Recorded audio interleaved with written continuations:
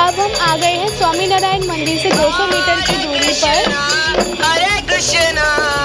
अब हम आ गए हैं स्वामीनारायण मंदिर से 200 मीटर की दूरी पर की घाट।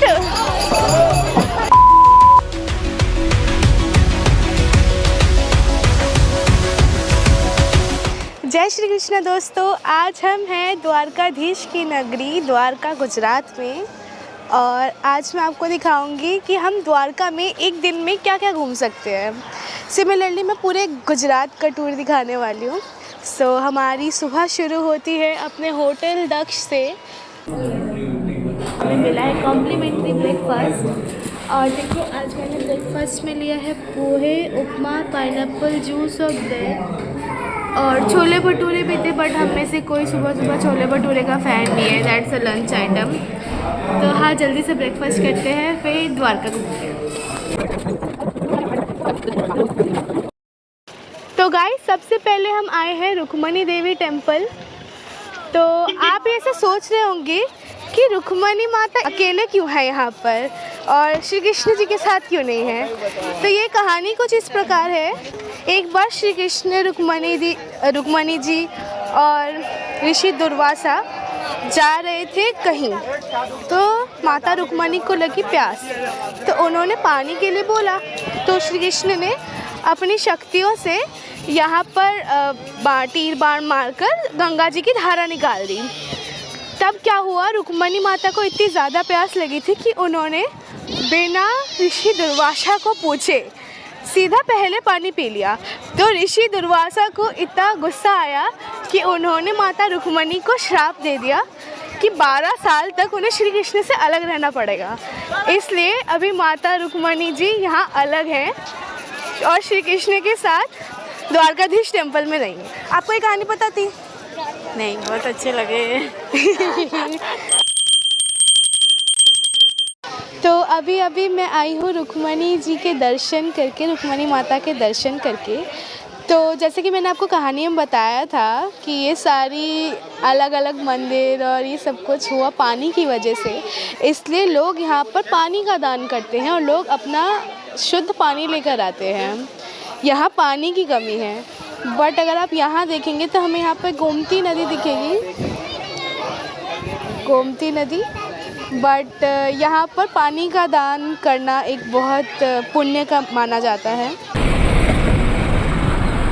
अभी मैं हूँ सुदर्शन सेतु में।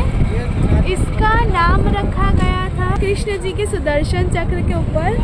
अभी हम जा रहे हैं बेत द्वारका। देखो वहाँ छोटी छोटी फेरीज से जा रही है। हम इसी के थ्रू जाएंगे बेत द्वारका। तो चेंज ऑफ प्लान गाइस, मुझे लगा हम फेरी से बेत द्वारका जाने वाले हैं, पर हम ऑटो से बेत द्वारका जाने वाले हैं। तो जो मैंने सुदर्शन ब्रिज दिखाया था अभी, वो एक्चुअली कनेक्ट करता है द्वारका को बेत द्वारका से। इसलिए फेरीज बंद हो गई है, अब सिर्फ ऑटो से बेत द्वारका जा सकते हैं। बेत द्वारका पहुंचकर हमने ट्रैवलर से उतर के की ऑटो और पहुंच गए सोने की द्वारका पावन धाम में। ये पुराना द्वारकाधीश मंदिर जाने से बिल्कुल पहले ही है। इसकी एंट्री टिकट 40 रुपये है। आप सभी ने सुदामा जी की स्टोरी तो सुनी ही होगी, कैसे सुदामा अपने प्रिय मित्र श्री कृष्ण से मिलने के लिए द्वारका आए थे। तो उन्होंने श्री कृष्ण को अपने पास पड़े कुछ चावल भेंट किए थे। भेंट, उसी से नाम आया है बेत द्वारका। और यहीं पर उनका असली महल है और ये उस महल की एक रेप्लिका बनाने की कोशिश करी गई है, जो कि सोने का महल कहा जाता है नहीं कहा जाता है। इसकी एंट्री टिकट थी 40 रुपीज़ और ये मेन जो श्री कृष्ण का पैलेस है उसको एंट्री करने से पहले ही है रुक्मणी पैलेस।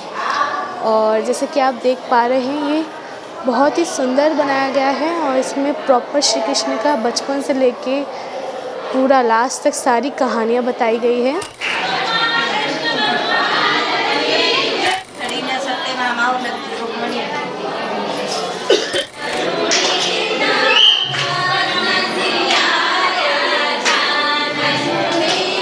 मैं आपको नेक्स्ट मिलूँगी जब हम श्री कृष्ण के असली रेजिडेंसी पैलेस में जाएंगे।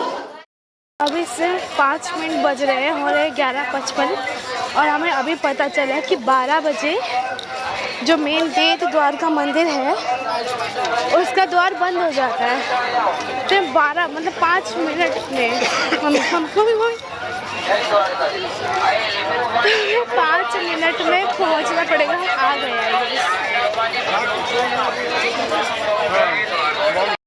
अभी मैं जस्ट आई हूँ बेद द्वारका से बाहर, 1 घंटा हो गया है। एंड एक्चुअली क्या हुआ बहुत फनी इंसिडेंट हुआ। आधे लोग जो थे वो आधे लोग अंदर घुस गए एंड जो बाकी आधे थे वो बाहर ही रह गए बिकॉज वो बैग सबमिट करने गए थे। और जैसे मैंने आपको दिखाया था लास्ट वीडियो में, इतनी ज़्यादा भीड़ थी तो जो बैग रखने गए थे अनफॉर्चुनेटली उसमें से मैं और मेरी बहन भी थे, पर जिन्होंने अंदर दर्शन किया उनमें से मेरे पापा और मेरी मम्मी थे। तो मेरे मम्मी पापा ने तो बड़े अच्छे दर्शन कर लिए, पर बहुत ज़्यादा भीड़ थी, मतलब पिस गए बस। तो मतलब हमारे सामने हमने देखा यहाँ मम्मी पापा अंदर जा रहे, हम नहीं जा पाए। बट हाँ, बेद द्वार का आर्किटेक्चरल सिग्निफिकेंस इसलिए है क्योंकि ये एक्चुअली सिग्निफाई करता है कि श्री कृष्ण यहीं पर थे। यहाँ एक्चुअली समुद्र के अंदर मतलब जो असली द्वारका थी उसके भी रिमेन्स पाए गए हैं। पर जैसे कि आपको पता है, अभी मैंने बताया कि मोदी जी ने जब से ये ब्रिज बनवाया है, सुदर्शन ब्रिज, तब से जो बोट से आते, फेरी से आते थे वो बंद हो गया है, सिर्फ ऑटो से आ सकते हैं बेद द्वारका। तो इसलिए हमें मौका ही नहीं मिला कि हम समुद्र के नीचे झांके और देखें कि ये देखो माय बॉलीवुड मूवमेंट। तो पापा से पूछते कैसा था। पापा आप अंदर गए थे, अंदर कैसा था? बहुत बढ़िया था। हाँ, अंदर का क्या दर्शन किए बोलो? दर्शन द्वारकाधीश द्वारका की दर्शन करी, सुदामा की दर्शन करी। कौन कौन थे अंदर? द्वारका जी, कृष्ण जी, सुदामा जी। द्वारका जी, द्वारकाधीश कृष्ण जी। ठीक। और अंदर वो कैसा था आर्किटेक्चर? आर्किटेक्चर बहुत बढ़िया था। बहुत बढ़िया। पुराना था, टूटा फूटा था? टूटा फूटा नहीं था, पुराना था बट टूटा फूटा मेंटेन्ड था। अरे पापा वो लोग जा रहे हैं, चलो। तो अब हम आ गए हैं नागेश्वर ज्योतिर्लिंग में। ये 1 ऑफ द 12 ज्योतिर्लिंग में से एक है। और आप जो मेरे पीछे देख रहे हैं शिव जी की प्रतिमा, ये 80 फीट टॉल शिव जी की प्रतिमा है। इसकी बैक स्टोरी पुराणों की कुछ ऐसी है कि दारुका नाम के असुर ने सुप्रिया नाम की एक शिव भक्त को किडनैप कर लिया था। तो सुप्रिया जी ने ओम नमः शिवाय का जाप किया और एज़ यूजुअल हमारे भोले बाबा प्रकट हो गए और उन्होंने दारुका का वध किया और सुप्रिया जी की जान बचाई। इसलिए इस जगह को दारुका वन भी कहते हैं। तो यहाँ का जो ज्योतिर्लिंग है वो 12 ज्योतिर्लिंगों में से एक है और काफ़ी ज़्यादा इम्पोर्टेंस है। तो ये मंदिर जाके देखते हैं।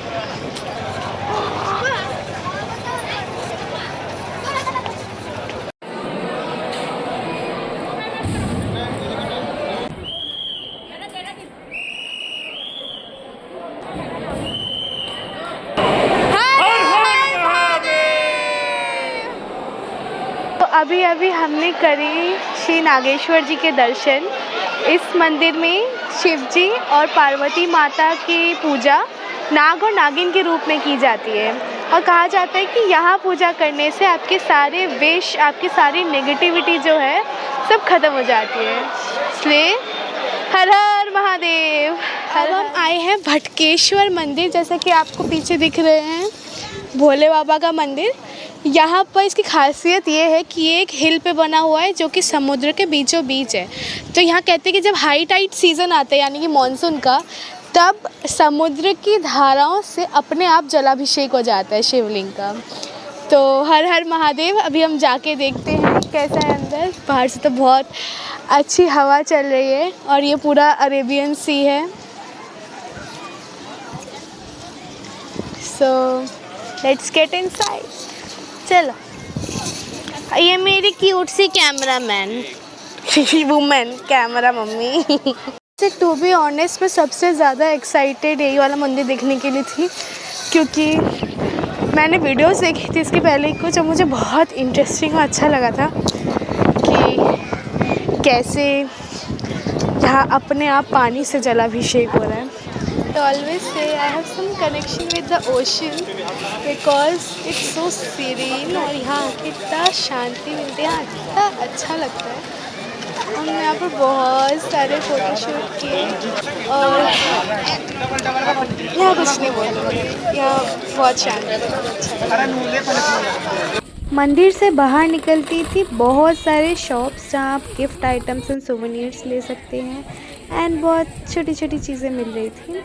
हमने वहाँ पर खाया भुट्टा जो कि काफ़ी मसालेदार और अच्छा था फॉर जस्ट 50 रुपीज़। सर्दियों में भी गर्मियों वाली धूप में हमने पिया ब्लैक वाटर। श्री कृष्णा। तो नेक्स्ट हम आ गए हैं स्वामी नारायण के मंदिर में और ये भड़केश्वर मंदिर से कुछ ही 2-3 मिनट की दूरी पर ही है, तो अंदर चल के देखते।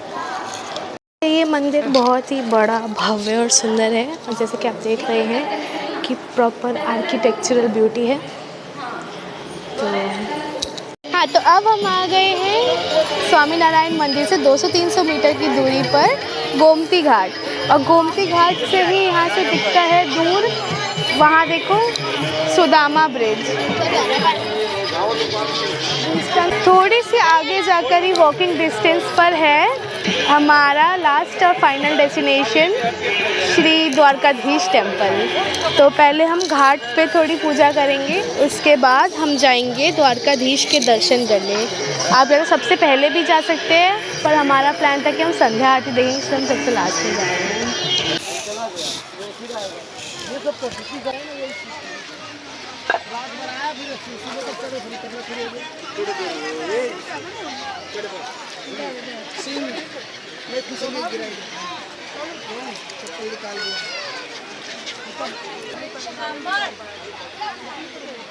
तो जैसा आपको दिख रहा है मैं खड़ी हूँ गोमती घाट के बीचों बीच, गोमती नदी के। ये वही पार्ट है जहाँ पर गोमती नदी अरेबियन सी से मिलती है। तो आपको जो वहाँ पर दिख रहा है वो गोमती नदी अरेबियन सी से जाकर मिल रही है। तो ये काफ़ी अच्छी हवा चल रही है, काफ़ी सीनिक है।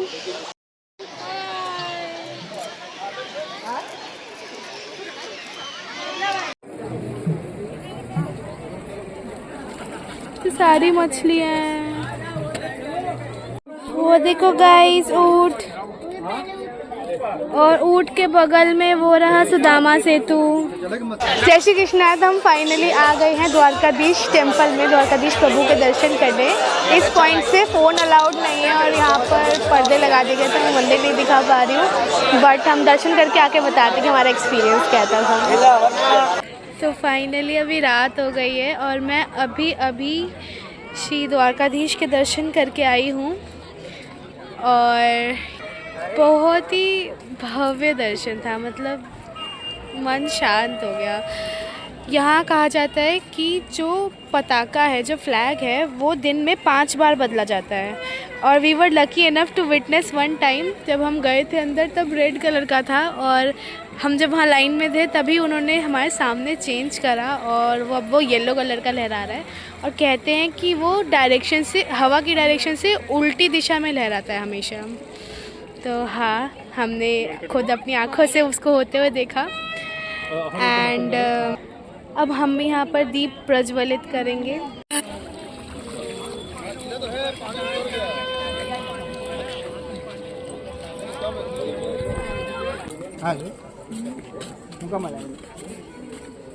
उसके बाद हम अपने होटल गए जहाँ हमें मिला कॉम्प्लीमेंट्री डिनर। इसमें स्टार्टर में था ड्रैगन आलू और सूप एंड डिनर में था रोटी, पापड़, दाल, पनीर की सब्ज़ी, आलू की सब्ज़ी एंड चार। जय श्री कृष्णा दोस्तों। तो finally day 1 of Gujarat tour is completed and आज मैंने आपको पूरा दिन का दिखाया कि हमने द्वारका में क्या क्या करा। एंड अगर आप लोग चाहते कि मैं ऐसे ही टूर्स की वीडियोस बनाती रहूँ, ट्रैवलिंग वीडियोस, ब्लॉग्स एंड पूरी फुल आइटनरी, कहाँ जाना है, कितने बजे जाना है, किस ऑर्डर में जाना है, क्या खाना है, तो make sure to keep me motivated by liking, subscribing, commenting and इस मिलते हैं नेक्स्ट डे। कल हम जा रहे हैं सोमनाथ एंड उसके बाद Daman and Diu and all and all and all. So I will keep you posted. So तब तक के लिए Radhe Radhe, keep hopping, keep exploring.